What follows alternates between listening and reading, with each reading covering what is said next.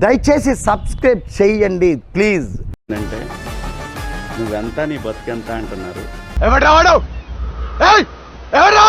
అది నేనే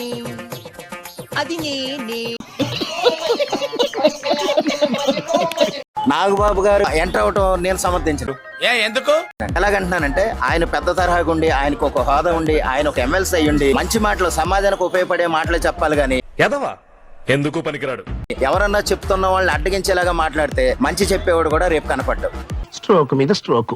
అనవసరంగా ఎదవనైపోయానన్న. మరి అదే నా ఎదవతనంతో పోల్చుకుంటే నీ ఎదవతనం ఒక ఎదవతనం అంటారా? నేను బతుకు తెరుకు వచ్చేవాడిని, ఇక్కడ కాకపోతే కష్టపడేవాడిని, ఇంకో చోట పోయి బతుకుతా.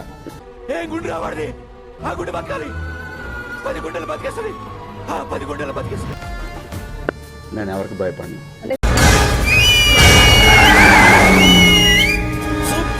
అంతేగాని ఆత్మాభిమానం చంపుకొని ఎవడికో భయపడి, ఎవడో బెదిరిస్తే, ఎవడో వార్నింగ్లు ఇస్తే భయపడే రకాన్ని కాదు. 600 గడపలో ఒక ఇంటిని, ఒక పెద్ద ఆయన్ని నమ్ముకుని ధైర్యంగా ఉన్నాయి. 6 నేసుకొచ్చి ఆ ధైర్యాన్ని భయపడదామంటే 20 ఏళ్ళ నుంచి ఒక లెక్క, ఇప్పటి నుంచి ఒక లెక్క. నువ్వు ఎట్లా చెప్తే అట్లా. శివాజీ గారు, నేను మిమ్మల్ని అన్న మాటలు నేను వెనక్కి తీసుకుంటాను. నేను కూడా మిమ్మల్ని అన్న బూతులు గాని వాటిలు గాని వెనక్కి తీసుకుని క్షమాపణ చెప్తున్నాను. క్షమించండి సార్. తెలుగు భాషలో నాకు నచ్చని ఒకే ఒక్క మాట క్షమించడం. ఇప్పుడు ఏం చెయ్యాలి? పారిపో, నీ సీట్ చిరక్కముందే టికెట్ వేసుకుని పారిపో. అన్వేష్, ఏమమ్మా, చిన్మయి, అనసూయ ఇప్పుడు ఏమైపోయినాడు?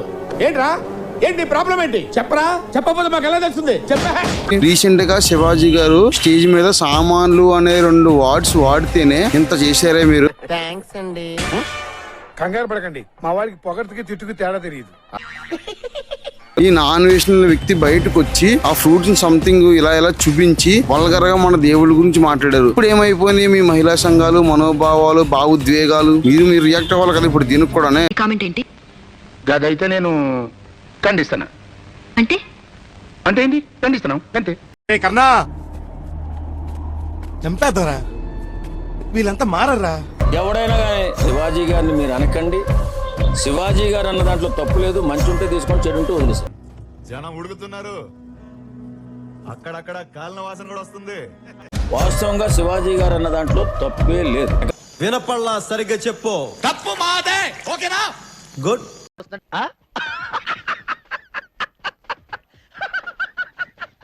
సీతాదేవి గారి గురించి తీసుకొచ్చిన పుచ్చకాయ నాను కీరా దోసకాయ పెట్టి ఆడదాన్ని అంగాన్ని చూపించుకుంటా వాడు అట్టాడి చెడు గురించి వాడి గురించి మాట్లాడరా అసలుకి? సిగ్గు లేదు మీ అందరికి. వాడిని కదా తన్నాల్సింది చెప్పుతో ఈడ్చిడ్చి. ఏం చేద్దాం సార్? చెప్పు తీసుకొట్టండి సార్.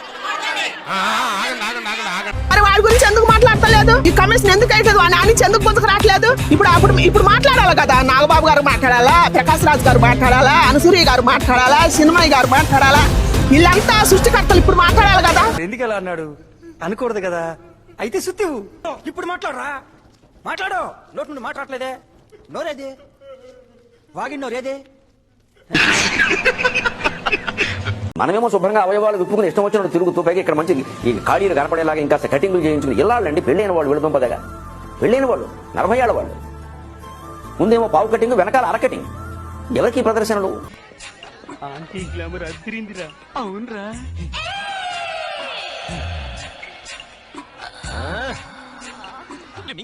నీ ఫిగర్ మీద కోరిక తీర్చుకుందామని వచ్చాను. అయ్యో, అది చూపించిన 3 పాడు చెక్కు. నీ తల్లి పెళ్లి కదా నువ్వు సమాధానం చూపించే తిరగడానికి. కట్టుకున్న మొగుడికి కంపుకుంటే పాలు చీర కట్టుకుని 3 చీర కట్టడం, ఇలాంటి డ్రెస్ వేసుకుని ఊళ్ళో వాళ్ళని రెచ్చగొట్టడం ఎందుకు చెప్పు? అందరూ నేను చూడాలనిగా.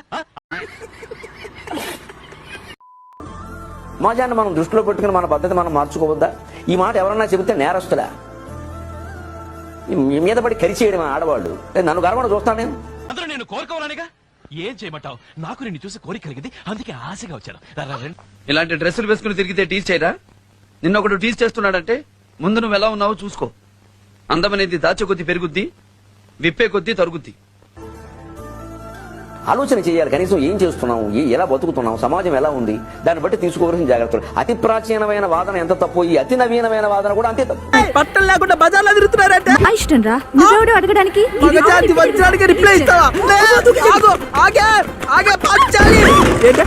నీ చెత్త జుట్లు వదిలేశారు, బట్టలు వదిలేశారు, సంప్రదాయాలు వదిలేశారు. అసలు బాత్రూమ్ లో వేసుకోవాల్సిన బట్టలు బజార్లో వేసుకుని తిరుగుతారే. అసలు మన భారతీయ సంస్కృతి సమన్వయ సంస్కృతి. మంచి చెడ్డ ఏమిటో గీత గీసి విచక్షణ చేసి తెలుసుకోవాలి. ఒక చిన్న గీత ఉంటుందని, చాలా స్వల్పమైన రేఖ లాంటిది, శృంగారానికి అశ్లీలానికి మధ్యలో. ఆ గీత జరిగిపోతే అశ్లీలమైపోతుంది. పద్ధతి మార్చుకోమని ఒక్కసారి చెప్పాను, రెండోసారి చెప్తున్నా, మూడోసారి చెప్పను, చంపేస్తా. మొగుళ్ళకి అన్నా లెటర్, మగాళ్ళకి దన్నా లెటర్. ఏం బతుకులేమి అనుకోద్దమ్మా, అమ్మాయిలు బట్టలు బాగా పడదీసేస్తున్నారు. అసలు అందం ఎక్కడ ఉంటుందంటే మధ్య రకంలో ఉండదు, బాగా వడదీసినా ఉంటుంది అందం, ఏమీ బాగా కప్పుకున్నా ఉంటుంది అందం కదా. అశ్లీలం వాల్ పోస్టర్స్ లోనే కాదు, మీ డ్రెస్ లో కూడా ఉంది. హలో, ఇది ఫ్యాషన్. ఆహా, అశ్లీలతకి ఆరంభమే ఈ ఫ్యాషన్. ముందు డ్రెస్ మార్చు. అయిందా, బాగైందా? మన సీతాదేవికి రేపు జరిగిందని అంటున్నాడు. జరిగిందా? ఒప్పుకుంటున్నారా? ఎలా ఫాలో అవుతున్నారు? ఇప్పటికీ 18 లక్షల మంది ఇన్స్టాగ్రామ్ లో, 25 లక్షల మంది యూట్యూబ్ లో ఉన్నారే. అబ్బే, ఆ మనుషులు మారండి. మనుషులు చెత్త బతుకులు. హిందూ నాయకులందరూ ఎక్కడికి పోయారు? హిందువులందరూ ఎక్కడికి వెళ్ళారు? ఎందుకు మాట్లాడట్లేదు? వాడి మీద ఎందుకు కేసులు పెట్టట్లేదు? వాడిని ఎందుకు ఇండియాకు తీసుకొచ్చి గుడ్డలు ఎప్పుడు తీసి నడి రోడ్డు మీద తరిమి కొట్టట్లేదు?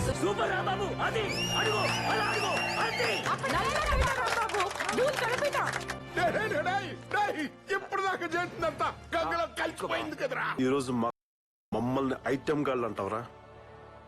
ఈ రోజు మాకు దొరికిన ఐటెం నువ్వేరా. చీరలు కొట్టుకుంటే లంజా కొడుకురా సినిమా చూస్తారు. అరే లంజా కొడక, ఒకసారి గబ్బర్ సింగ్ సినిమా చూడరా. గబ్బర్ సింగ్ సినిమా మొత్తం మీద శృతి హాసన్ చీర తప్ప ఇందులో కనపడదు. ఇది ఎలా చెప్తానంటే ఓన్లీ ఎక్స్పోజింగ్ కోసం, ఓన్లీ ఆ డ్రెస్ వేసుకునేటటువంటి దానికోసం సినిమాకి వెళ్తారు అనేటటువంటిది రాంగో. అప్పుడప్పుడు నేను ఎందుకు పుట్టినానా అనిపిస్తుంది సార్. అలా అని అనుకుంటే బాహుబలికి 1800 కోట్లు వచ్చే కావు. దంగల్లో ఏ హీరోయిన్ ఉందని 2000 కోట్లు వచ్చాయి. బాహుబలిలో ఏమంతా వల్గర్ సీన్లోనే అని చెప్పి 1800 కోట్లు వచ్చాయి. అండ్ మొన్న ఈ మధ్యన వచ్చినటువంటి కల్కి సినిమాలో ఏముందని, చాలా సినిమాలో ఏముందని ఇంతలాడుతుంది. దురంధర్ అనేటటువంటి సినిమా ఉంది, అందులో ఏమంత ఎక్స్పోజింగ్ ఉందని ఎన్ని డబ్బులు వస్తున్నాయి అంటే దంగల్ సినిమా ఒకసారి వెళ్ళి చూడు. దానికి ఇప్పటికి కూడా దాని రికార్డ్ని ఎవరు కూడా బ్రేక్ చేయలేకపోతుండ్రు. ఇప్పుడు మీరు చెప్తే తెలిసిందండి. దయచేసి సబ్స్క్రైబ్ చేయండి ప్లీజ్.